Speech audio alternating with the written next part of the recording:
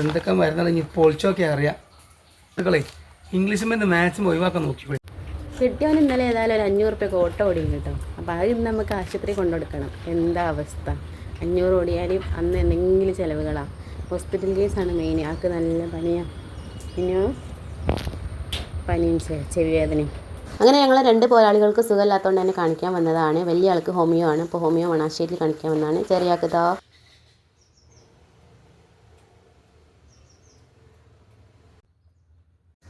എന്ത് ചെയ്യാനോ. മണാശ്ശേരിയുള്ള ഹോമിയോ ഹോസ്പിറ്റലിലാണ് പൊന്നൂസിനെ കാണിക്കുന്നത്. അവിടുന്ന് മരുന്നൊക്കെ വാങ്ങിയതാണ് നമ്മുടെ പോരാളി നടന്നു വരുന്നുണ്ട്. ഇനി അടുത്ത് നമുക്ക് പോകേണ്ടത് KMCT ഹോസ്പിറ്റലിലേക്കാണ്. അവിടെ ചെല്ലുമ്പോഴാണ് നമുക്ക് നമ്മുടെ ഒന്നുമല്ല, ഇഷ്ടംപോലെ ആൾക്കാർ ഓരോ അസുഖങ്ങളായിട്ട് അവിടെ വന്ന് കഷ്ടപ്പെടുന്നൊക്കെ കാണാം. അപ്പോൾ 2 ആളുടെ പേരിലും ഷീറ്റൊക്കെ എടുത്തിട്ട് ഞങ്ങൾ ENTൻ്റെ ഭാഗത്തേക്ക് നടന്ന് അവിടെ കിട്ടിയ സീറ്റിലൊക്കെ ഞങ്ങൾ ഇരുന്ന്. നല്ല തിരക്കുണ്ടായിരുന്നു. മിന്നൂസിന് അഡിനോയിഡിൻ്റെ പ്രശ്നമുണ്ട്. അപ്പോൾ അഡിനോയിഡിൻ്റെ പ്രശ്നം തിരിച്ചറിഞ്ഞത് ഇവിടെ വന്നതിന് ശേഷമാണ് കേട്ടോ. കുട്ടികൾക്ക് തുടർച്ചയായിട്ട് ജലദോഷം, തുമ്മൽ അങ്ങനെ പ്രശ്നങ്ങളൊക്കെ ഉണ്ടാവുകയാണെങ്കിൽ അഡിനോയിഡിൻ്റെ ടെസ്റ്റ് ചെയ്യുന്നത് നല്ലതായിരിക്കും. കാണിച്ചൊക്കെ കഴിഞ്ഞ് ഞങ്ങളുടെ വീട്ടിലേക്ക് തിരിച്ചു പോരാണ്. ഈ കവർ കണ്ടാൽ നിങ്ങൾ വിചാരിക്കും പലഹാരപ്പൊതിയാണിത്. പലഹാരപ്പൊതിയൊന്നുമല്ല, മിന്നൂസിനുള്ള മരുന്ന് പൊതിയാണ്. പൊതിൻ്റെ വലിപ്പം പോലെ തന്നെ പൈസയും എത്രത്തോളം ഉണ്ടായിരുന്നു. ഏതായാലും ഇന്നൊരു 1000 അങ്ങോട്ട് പോയി കിട്ടി.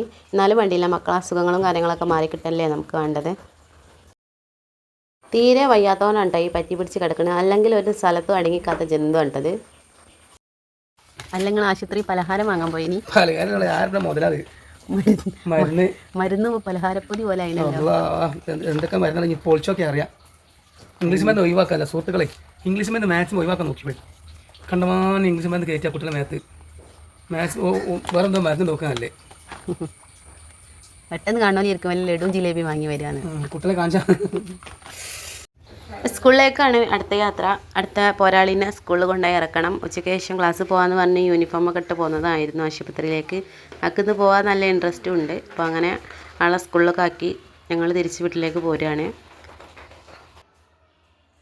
എന്തൊക്കെ ഉണ്ടെന്ന് പറഞ്ഞാലും നമുക്കൊക്കെ ആദ്യം വേണ്ടത് നല്ല ആരോഗ്യമുള്ള ഒരു ശരീരമാണ് കേട്ടോ. ആരോഗ്യമാണ് ഏറ്റവും മെയിൻ. അപ്പോൾ അതിനുള്ള കാര്യങ്ങളൊക്കെ ചെയ്യുക, ആശുപത്രി കഴിവതും ഒഴിവാക്കുക.